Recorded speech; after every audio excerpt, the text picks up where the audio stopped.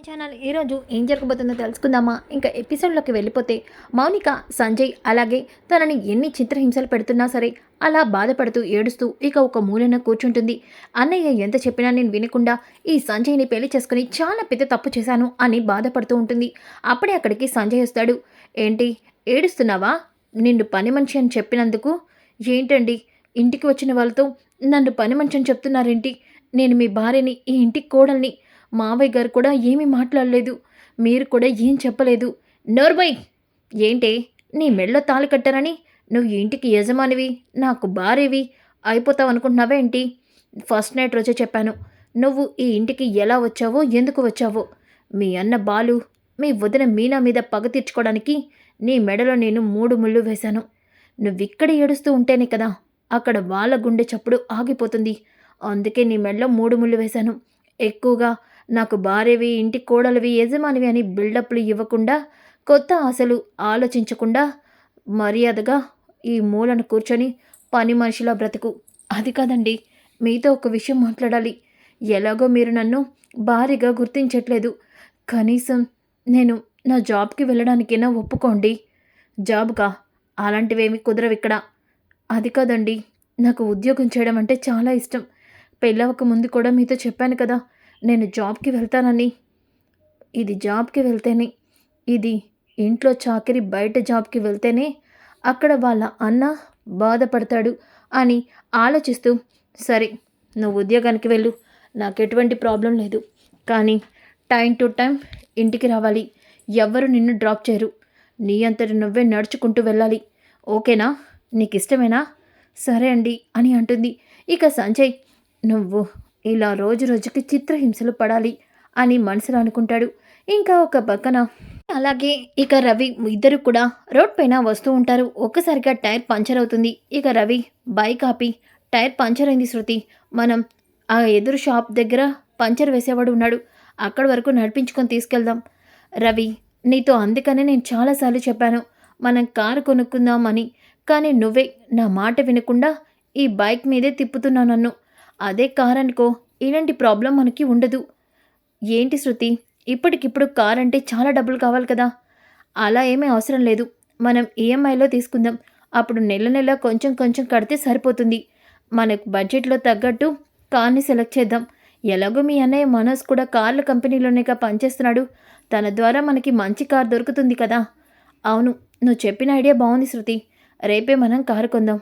Thank you Ravi అని చెప్పి శృతి చాలా హ్యాపీగా ఫీల్ అవుతుంది. ఇంకా ఒక పక్కన ఇంట్లో పనులన్నీ చేసి ఇక ఒళ్ళు నొప్పులతో మంచం మీద పడుకొని ఉంటుంది. అప్పుడే బాలు ఇంటికి వస్తాడు. ఇక మీనాని అలా చూసి, మీనా ఏంటి అలా ఉన్నావు? ఏమైంది? కొంచెం నీరసంగా ఉందండి. నీకు అందుకే చెప్పాను, ఇంట్లో అందరు చెప్పే పనులు చేయి, మాకు రెస్ట్ తీసుకొని. కానీ ఎక్కడ నువ్వు నా మాట వింటున్నావు? ఎవరు ఏం చెప్పినా అన్ని పనులు నెత్తినేసుకుంటావు. చూడు ఇప్పుడు ఎలా ఇబ్బంది పడుతున్నావో. అది కాదండి, భోంచేసావా? లేదండి, ఇంట్లో అందరూ నీ చేత పనులు చేయించుకుంటారు, కానీ నువ్వు తిన్నావా లేదా మాత్రం ఆ లక్షవతికి అస్సలు అవసరమే లేదు. ఉండు, వెళ్ళి తీసుకొస్తాను అంటూ బాలు అయితే మీనాకి భోజనాన్ని వడ్డిస్తూ ఉంటే అప్పుడే సత్యం, ఒరే బాలు, నువ్వింకా భోంచేయలేదా? నేనే కాదు, మీనా కూడా తినలేదు నాన్న. అదేంటి ఇంత సమయం అవుతున్నా అమ్మాయి తినకపోవడం? ఈ ఇంట్లో నా భార్యతో అన్ని పనులు చేయిస్తారు, కానీ తను తినిందో లేదా అన్న మాత్రం ఎవ్వరికీ పట్టింపు ఉండదు. ఈ లక్షావతిని చూడు, కుంభాలు కుంభాలు మెక్కిద్ది. ఇక ఆ పాలరమ్మ, డబ్బులమ్మ, వీళ్ళైతే మీనాతో అన్ని పనులు చేయించుకుంటారు, కానీ ఎవ్వరు కూడా మీనా తినిందో లేదో అస్సలు అడగరు. వీళ్ళందరూ కూడా కాదు అని వెనకాలే ఇక సత్యం, ప్రభా, ఇంట్లో కోడలు ఇన్ని పనులు చేస్తుంది, కనీసం తినిందో లేదో కూడా పట్టించుకోవా నువ్వు? అబ్బో, ఇప్పుడు ఏం చేయమంటారు? ఆ చిన్న తల్లి, ఆ చిన్న పాపని సంకనెక్కించుకొని ఊరంతా తిప్పి ముద్దలు పెట్టమంటారా ఏంటి? అమ్మో లక్షవతి, నువ్వు ఆ పని చేసావంటే నా పెళ్ళాన్ని నడువి ఎరగొట్టేస్తావు. దయచేసి నువ్వు అలాంటి ఆశలు ఏమైనా ఉంటే ఇప్పుడే మానేసుకో అని ఎగతాళి చేస్తూ ఇక బాలు భోజనం తీసుకొని వెళ్ళిపోతాడు. ఇక సత్యం, చూడు ప్రభా, ఇంటికి వచ్చిన ముగ్గురు కోడళ్ళు సమానమే, ముగ్గురిని సమానంగా చూడటం నేర్చుకో. అలా మీనాని బాధ పెడుతూ ఇబ్బంది పెట్టడం కరెక్ట్ కాదు ప్రభా. అబ్బో, ఇప్పుడు మీరు ఆ మీనా గురించి నా దగ్గర గొప్పలు చెప్పాల్సిన అవసరం లేదు. నా రెండో కోడలు పార్లర్ నడుపుతూ డబ్బు సంపాదిస్తుంది, నా చిన్న కోడలు డబ్బింగ్ చెప్తూ డబ్బులు సంపాదిస్తుంది. కానీ మీ ముద్దుల కోడలు మీనా ఏం చేస్తుంది? ఇంట్లో తిని కూర్చోవడమే కదా! దానికేదో పెద్ద ఉద్ధరించేసినట్టు మాట్లాడుతున్నారు. ప్రభా, ఏం మాట్లాడుతున్నావు నువ్వు? నీ కోడళ్ళు బయటికి వెళ్ళి వాళ్ళ పని మాత్రమే చేసుకొని వస్తున్నారు. కానీ మీనా ఇక్కడ ఇంట్లో ఉన్న ఇంతమంది చాకరీ తను ఒక్కరితే చేస్తుంది. అలాంటప్పుడు నీ ఇద్దరి కోడళ్ళ కన్నా మీనానే ఎక్కువ పని చేస్తుంది. ఆ విషయం నీకెందుకు అర్థం కావట్లేదు? ఆగండి, ఎప్పుడు చూసినా ఆ మీనా గోలే. కాసేపు నన్ను ప్రశాంతంగా ఉండనివ్వండి. అసలే నాకు నిద్ర పట్టక ఈ దోమలతో ఇక్కడ చాలా ఇబ్బందిగా ఉంది. అయితే ఎందుకు? పద, మా అమ్మ వాళ్ళ ఇంటికి వెళ్ళిపోదాం. నువ్వింత ఇబ్బంది పడుతూ ఇక్కడ ఎందుకు పడుకోవడం? మీరొకరు ఏం మాట్లాడితే చాలు ఆ పల్లెటూరికి తీసుకెళ్ళిపోతానంటారు. దోమలు కరిచినా పర్వాలేదు, నేను ఇక్కడే పడుకుంటాను అని చెప్పేసి ఇక ప్రభ నిద్రపోతూ ఉంటే సత్యం ఎప్పుడు మారుతుందో ఈ ప్రభ అని అనుకుంటాడు. ఇక బాలు అయితే మీనాకి భోజనం తినిపిస్తూ ఉంటాడు. చూడు, నువ్వు రేపటి నుంచి అన్ని పనులు చేయడానికి నేను ఒప్పుకోను. నువ్వేమైనా కొన్ని పనులు, చిన్న చిన్న పనులు మాత్రమే చేయాలి. అది కాదండి. ఏది కాదు? ఇలా రాత్రిపూట అన్ని పనులు చేసి నువ్వు ఇబ్బంది పట్టా నాకు ఇష్టం లేదు. రేపు నువ్వు చెప్పకపోతే నేనే ఆ లక్షవత్తో చెప్తాను అని బాలు అయితే ఇక మీనాకి భోజనం తినిపించేసి ఇక మీనా కాళ్ళని అలాగే చేతుల్ని నొక్కుతూ ఉంటాడు. అది చూసి మీనా, మీలాంటి భర్త దొరకడం నిజంగా నా అదృష్టం. లేదు, నువ్వే నాకు దొరకడం నా అదృష్టం అని చెప్పేసి బాలు అయితే అంటాడు. ఇంకా ఉదయం అవుతుంది. ఉదయమైన తర్వాత రోహిణి అయితే మీనా దగ్గరికి వస్తుంది. మీనా, క్యారేజ్ రెడీ అయిందా? ఆయనకి టైం అవుతుంది. అసలే ఆయన షోరూంలో మేనేజర్. అందరికీ పనులు చెప్పే బాధ్యత ఆయనదే. లేట్ అయితే మళ్ళీ ఆ కింద పనిచేసే వాళ్ళందరూ ఆయన్ని వేలెత్తి చూపిస్తారు అని పద్దాక ఇక పొగడేస్తూ ఉంటే బాలు, హలో పార్లరమ్మా, ఈ విషయం ఇక్కడున్న అందరికీ తెలుసు. కాకపోతే మీ ఆయనే ఆ కార్ల కంపెనీలో మేనేజరో కాదా అన్న మాత్రం నాకు డౌటు అని అనగానే ఇక బాలు, చూడు, అందరూ నీలా ఏమీ ఉండరు. ఎప్పుడు చూసినా అబద్ధాలు ఆడుతూ గొడవలు పడుతూ ఉండడానికి. అబ్బో, ఇంతకీ మీ ఆయన ఆ లక్షలు ఎలా మింగేశాడో అవి ఎలా కడతాడో అడుగు అని బాలు అంటూ ఉంటే ఇక ప్రభావతి, ఆపరా నువ్వు, ఉదయాన్నే గొడవ పడుతున్నావేంటి? అమ్మ రోహిణి, నేను మీనాతో చెప్పి క్యారేజ్ కట్టిస్తాను కానీ ముందు నువ్వు కూడా రెడీ అవ్వమ్మా. నేను రెడీ అయిపోయాను ఆంటీ. ముందు మనోజ్కి క్యారేజ్ కట్టేసి ఆ తర్వాత నేను పార్లర్కి వెళ్తాను. మీనా, అయిందా? ఏంటే, ఉదయం నుంచి ఆ వంటగదిలోనే ఉన్నావు కదా, ఎప్పటికీ వంట చేయలేదా? అత్తయ్య, చేసి చాలాసేపు అవుతుంది. బాక్స్ అక్కడే ఉంది, రోహిణిని కట్టుకోమని చెప్పండి. ఏ, నువ్వు కడితే ఏమైపోతావు? నేను కట్టను ఆయనకి. రోహిణి ఏమో, సరే అత్తయ్య, ఆంటీ నేను కట్టేస్తానండి అంటూ మనోజ్ క్యారేజ్ కట్టేస్తూ ఉంటే మనోజ్ ఇంకా కిందకి వచ్చి, రోహిణి, ఆలస్యం అవుతుంది. అక్కడ అందరూ నా కోసం వెయిట్ చేస్తూ ఉంటారు. త్వరగా బాక్స్ ఇవ్వు అని అంటూ ఉంటే మనోజ్, ఇదిగో కట్టేశాను, ఇదిగో బాక్స్ అని అంటూ ఉంటే ఇక ప్రభావతి, అబ్బో, ఆ పార్క్లో ఈ మహారాజు సీఎం పదవి చేస్తున్నట్టు బిల్డప్పు. ఏంట్రా, జెన్ రోజులని ఇలా పార్కులో మడి తిరుగుతావు? వెళ్ళి ఏదో ఒక ఉద్యోగం తెచ్చుకో. ఈరోజు నేను అదే పని మీద ఉన్నానమ్మా. నాకు తెలిసిన ఒకడు పార్క్ దగ్గరికి వచ్చి ఏదో మంచి ఉద్యోగం గురించి చెప్తానన్నాడు. ఈరోజు ఎలా అయినా సరే కొత్త ఇంటర్వ్యూకి అటెండ్ అయ్యి ఈరోజు కొత్త జాబ్ సంపాదించేస్తాను. ఈ మాటలు రోజు చెప్తూ 4 నెలలు గడిపేశావు. ఇప్పటికైనా ఉద్యోగం తెచ్చుకోరా. ఆ బాలుగడి కనుక విషయం తెలిస్తే నీ పని ఏమవుతుందో నా పని ఏమవుతుందోనని భయంగా ఉంది. లేదమ్మా, నేను చెప్తున్నాను కదా, నాకు ఖచ్చితంగా మంచి ఉద్యోగం వస్తుంది అని అంటూ ఉంటే ఇంతలోకి బాలు, ఏంటి లక్షావతి లక్షల మింగినోడు, ఇద్దరు కలిసి ఏంటో గుసగుసలాడుకుంటున్నారు. వీళ్ళిద్దరూ కలిసి ఏదో చేస్తున్నారు. ఏ లక్షావతి, ఏం చేస్తున్నావు? ఆ లక్షలు మింగినోడితో ఏంటి సీక్రెట్గా మాట్లాడుతున్నావు? నేను ఏదో మాట్లాడుతున్నాను లేరా. అయినా మాకు లక్ష ఉంటే నీతో చెప్పాలా ఏంటి? అవునులే, మీ ఇద్దరు లక్షలు మింగేసినోళ్ళు, మీ మధ్య 1,00,000 ఉంటాయిలే అని అంటూ ఉంటే ఇక సత్యం, ఎరా మనస్, ఆలస్యం అవుతుందని ఇంకా ఏంటా ముచ్చట్లు? ఇదిగోండి నాన్న, వెళ్తున్నాను అని చెప్పేసి ఇక మనోజ్ అయితే అక్కడి నుంచి పార్కుకి వెళ్ళిపోతాడు. ఇంతలోకి రోహిణి కూడా, ఆంటీ నేను పార్లర్కి వెళ్తున్నాను అని చెప్పేసి వెళ్ళిపోతుంది. ఇక ప్రభావతి, శృతి ఏంటి ఇంకా కిందకి రాలేదు? తను కూడా డబ్బింగ్ ఇవ్వడానికి వెళ్ళాలి కదా. శృతి కోసం ఆమ్లెట్ వేసావా మీనా? వేసాను అత్తయ్య, ఆల్రెడీ టేబుల్ మీద పెట్టేశాను అని అంటూ ఉంటే ఇక బాలు ఏమో, మీనా, నేను కూడా ట్రిప్ ఉంది, వెళ్తున్నాను. సరే అండి అని చెప్పి అంటుంది. బాలు అయితే ఇంకా ట్రిప్కి వెళ్ళిపోతాడు. ఇక ఇంతలోకి శృతి, రవి కిందకి వస్తారు. అమ్మ శృతి, నీకోసం ఆమ్లెట్ రెడీ. ఒరే రవి, నీకోసం ఇడ్లీ రెడీ. వెళ్ళి ముందు టిఫిన్ చేయండి.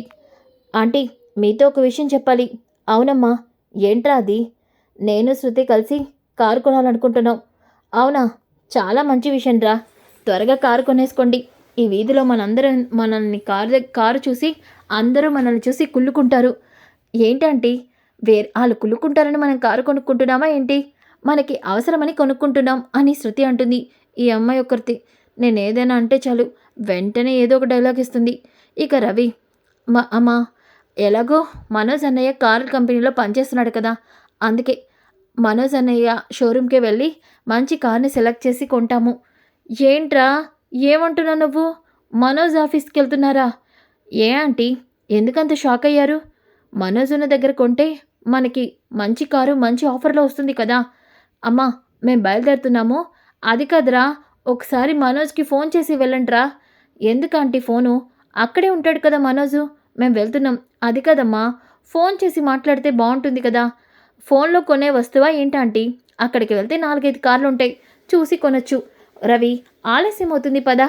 మీనా బాయ్ అంటూ అక్కడి నుంచి శృతి రవి వెళ్ళిపోతారు. ఇక ప్రభావతి, బాబోయ్, వీళ్ళు మనోజ్ షోరూమ్కి వెళ్తున్నారు.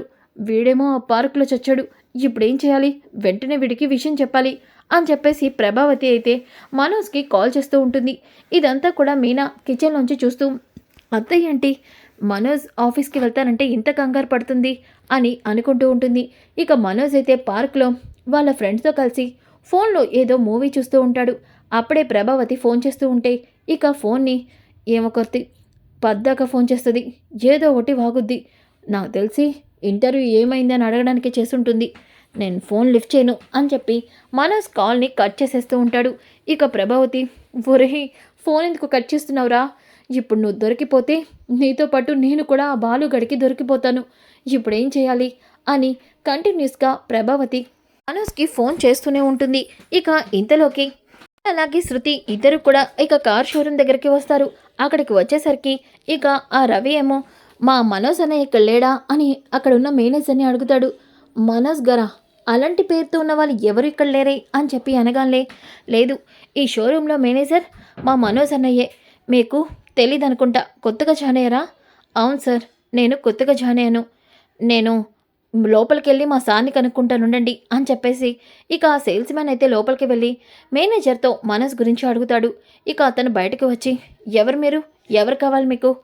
మా మనోజ్ అన్నయ్య కావాలి. మా మనోజ్ అన్నయ్య ఇక్కడే మేనేజర్గా వర్క్ చేస్తున్నాడు. మేము కారు కొనడానికి వచ్చాము. ఒకసారి మా అన్నయ్యని పిలుస్తారా? చూడండి సార్, నా పేరు వినయ్. ఇక్కడ మేనేజర్ని నేను. ఏంటి, మీరు మేనేజరా? మరి మా అన్నయ్య? మీ అన్నయ్య ఎప్పుడో మానేశారు కదా అని అంటూ ఉంటే అక్కడ ఉన్న వాళ్ళ సార్ అక్కడికి వస్తాడు.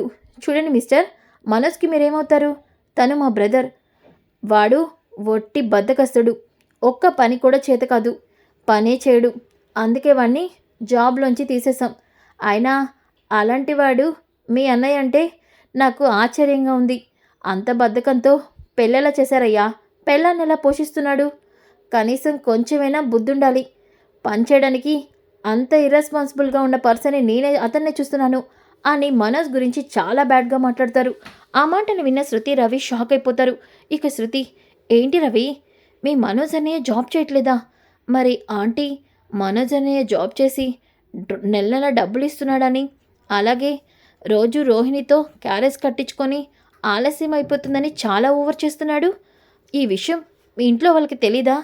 ఇదంతా చూస్తుంటే వాళ్ళకి తెలీదనే అనిపిస్తుంది. శృతి, మనం ఈ విషయం గురించి వెంటనే అమ్మతో నాన్నతో మాట్లాడదాం. సరే మనోజ్, పద అని చెప్పేసి ఇద్దరు కూడా ఇక వెళ్తూ ఉంటారు. ఇంతలోకి అప్పుడే శృతి వాళ్ళ ఫ్రెండు పార్క్ దగ్గర కనిపిస్తుంది. ఇక శృతి ఏమో, హాయ్ లాస్యా, ఎక్కడున్నావేంటి? శృతి, పెళ్లి చేసుకున్నావు, కనీసం ఎప్పుడు మమ్మల్ని పార్టీకి కూడా ఇన్వైట్ చేయలేదు. ఏయ్, నేను తప్పకుండా మీ అందరికీ మంచి పార్టీ ఇస్తాను, సరేనా అని మాట్లాడుతూ ఉంటే ఇంతలోకి అప్పుడే రవి అక్కడ మనోజ్ని చూస్తాడు. ఇక శృతి కూడా మనోజ్ని చూస్తుంది. ఇక వెంటనే రవి, మనోజ్, శృతి ఇద్దరు కూడా మనోజ్ దగ్గరికి వెళ్తారు. ఇంతలో మనోజ్ ఏమో అక్కడ ఉన్న వాళ్ళందరితో కూర్చొని బాతాకని వేస్తూ ఉంటాడు. అప్పుడే అక్కడ పల్లీలు అమ్ముకునే అతను, ఏంటండి అలా చూస్తున్నారంటే వాళ్ళ వంక? వాళ్ళందరూ ఉద్యోగం లేని పని పట్ట లేని వాళ్ళు. రోజు క్యారేజ్ కట్టుకొని ఇక్కడికి వచ్చి ఆటలాడుకుంటూ ముచ్చట్లు చెప్పుకొని మళ్ళీ పార్కు మూసే టైంకి ఇంటికి వెళ్ళిపోతారు. వీళ్ళు ఇంట్లో వాళ్ళు వీళ్ళని ఏమీ అనట్లేదేమో అని అంటూ ఉంటే శృతి రవి షాక్ అవుతారు. అంటే రవి మీ అన్నయ్య ఉద్యోగం చేస్తున్నట్టు ఇంట్లో వాళ్ళని నమ్మించి పార్కుకొచ్చి ఇదే చేస్తున్నాడు. నేను కూడా నమ్మలేకపోతున్నాను. మనోజ్ అన్నయ్య ఇలాంటి పని చేస్తున్నాడా అని. బాలు కష్టపడి కార్ డ్రైవ్ చేస్తుంటే మీనా ఇంట్లో పనులన్నీ చేస్తుంటే ఆంటీ వాళ్ళని రెస్పెక్టే ఇవ్వట్లేదు. కానీ ఈ మనోజ్ని మాత్రం నెత్తిన పెట్టుకుంటున్నారు అని చెప్పి శృతి రవి ఇంకా ఇద్దరు కూడా ఇంటికి వచ్చేస్తారు. ఇక ప్రభావతి అయితే వాళ్ళిద్దరిని చూసి కొంపు తీసి వీళ్ళకి నిజం తెలిసిపోయిందా అని టెన్షన్ పడుతూ ఉంటుంది. ఇంతలోకి అప్పుడే రోహిణి కూడా పార్లర్ నుంచి ఇంటికి వస్తుంది. ఇక ఇంతలోకి సత్యమూర్తి కూడా ఇంట్లో ఉంటాడు. ఏరా రవి, మీరు కారు కొంటున్నారని మీ అమ్మ చెప్పింది, ఏమైంది? అంకుల్ అది కార్లు చూసాం కానీ మాకు మంచి కార్ నచ్చలేదు. ఏంటి శృతి, మనోజ్ దగ్గరికి వెళ్ళకపోయారా? మనోజ్ మీకు మంచి మంచి కార్లు చూపించేవాడు కదా అని రోహిణి అంటుంది. మనోజ్ దగ్గరికి వెళ్దాం అనుకున్నాం రోహిణి, కానీ అక్కడ మనోజ్ ఉంటేనే కదా అని వెనకాలనే ఒక్కసారిగా శృతి షాక్ అయిపోతుంది. ఇక ఏం మాట్లాడుతున్నావు? మనోజ్ అక్కడెందుకు ఉండడు? అంటే బయటకైనా వెళ్ళాడేమో. లేదు, మనోజ్ ఎప్పుడో అక్కడ జాబ్ మానేశాడంట. ఆ విషయం నీకు తెలీదా రోహిణి? ఏం మాట్లాడుతున్నావు శృతి? మనోజ్ జాబ్ మానేయడమేంటి? అవును వదినా, అన్నయ్య జాబ్ మానేసి 4 నెలలు అవుతుందంట. సరిగ్గా పనిచేయట్లేదని, అక్కడ బద్ధకంగా కూర్చుంటున్నాడని వాళ్ళ సారే అన్నయ్యని జాబ్లో తీసేశాడంట అని అనగానే సత్యమూర్తి ఒక్కసారిగా షాక్ అయిపోతాడు. ఇక అప్పుడే వచ్చిన బాలు కూడా, నేను ముందు నుంచి అనుకుంటూనే ఉన్నాను, వాడు వాలకం చూస్తుంటే వాడు ఉద్యోగం చేయట్లేదు అని. కానీ ఈ లక్షావతి వాడిని ఎప్పుడు చూడ వెనకేసుకుంటూనే వస్తుంది కదా అని అనగానే ఇక రోహిణి, ఆంటీ మరి మనోజ్ మీకు నెల నెల ఖర్చులకి డబ్బులు ఇస్తున్నాడని చెప్పారు. అది ప్రభా, నిన్నే అడిగేది. ఇప్పుడు గనక నువ్వు నిజం చెప్పకపోతే ఈరోజు నా చేతిలో చచ్చావే అని సత్యమూర్తి అంటాడు. ఏమండి, వాడు నెల నెల డబ్బులు ఇవ్వట్లేదు. నేనే బాలుగడు ఇచ్చే డబ్బుల్ని తీసుకొని ఖర్చులకి ఉపయోగిస్తూ వాడు కూడా ఇస్తున్నాడని అబద్ధం చెప్తున్నాను. ఇదంతా నేనే మేనేజ్ చేస్తున్నాను. రాక్షసి, నువ్వు ఇలా చెడగొట్టేవాడు ఇంతవరకు తెగించాడు.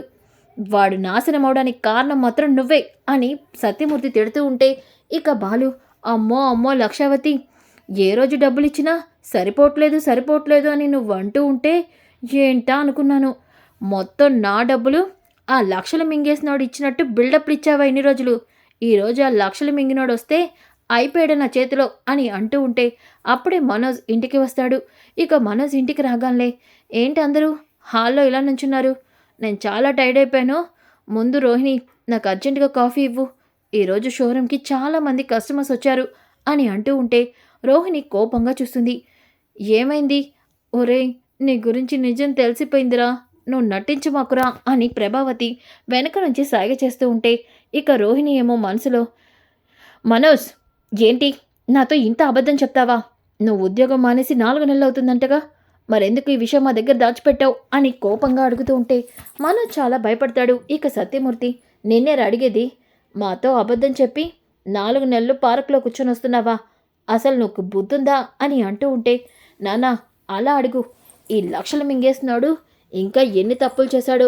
ఈ లక్షావతి వీడు వెనక ఉన్నంత వరకు వీడు ఇలాగే ఎందుకు పనికి రాకుండా పోతాడు అని అంటూ ఉంటే ఇక రోహిణి అయితే, నేనిప్పుడు మనోజ్ని ఇక్కడ తక్కువ చేసి అడిగితే ఖచ్చితంగా రేపు నా గురించి, నా పుట్టింటి గురించి నిజం తెలిస్తే అప్పుడు వీళ్ళు కూడా నన్ను అలాగే క్వశ్చన్ చేసి అడుగుతారు. వీళ్ళు అలా అడగకుండా ఉండాలంటే నేను మనోజ్ని ఇక్కడ సేవ్ చేయాలి. అవును అని రోహిణి, బాలు, ఎందుకు మనోజ్ని అలా క్వశ్చన్ చేస్తున్నావు? అయినా నేను ఇస్తున్నానుగా ప్రతి నెల ఇంటి ఖర్చులకు డబ్బులు. అలాంటప్పుడు మనోజ్ని తిట్టాల్సిన అవసరం లేదు. అయినా ఇది మా పర్సనల్ విషయం. నేను మనోజ్ని అడిగి తేల్చుకుంటాను. ఇక్కడ అనవసరంగా మనోజ్ని ఎవరు వేలెత్తి చూపించద్దు అని చెప్పేసి రోహిణి మనోజ్ని తీసుకొని వెళ్తుంది. ఇక ప్రభావతి, అమ్మయ్య, ఇంకా రోహిణి వాడిని తిడుతుందేమో, చాలా పెద్ద గొడవ అవుతుందేమో అనుకున్నా. బాలుగాడు వల్ల ఈరోజు పెద్ద సమస్య తప్పింది అని అనుకుంటూ ఉంటే ఇక సత్యమూర్తి, ప్రభా, ఈ విషయంలో నేను మాత్రం నిన్ను క్షమించను. వాడు తప్పు చేస్తుంటే ఇలా వెనకేసుకొచ్చి రావడం చాలా రాంగు. నాన్న, గట్టిగా అడుగు. ఈ లక్షావతికి ఈరోజు బాగా గడ్డిపెట్టు అని చెప్పేసి బాలు అక్కడి నుంచి వెళ్ళిపోతాడు. ఇక ప్రభావతి అయితే చాలా భయపడిపోతుంది. సో ఫ్రెండ్స్, కమింగ్ ఎపిసోడ్ చాలా ఇంట్రెస్టింగ్గా ఉంటుంది. Don't miss. ఈ వీడియో నచ్చితే తప్పకుండా లైక్ చేసి షేర్ చేయండి. Thanks for watching.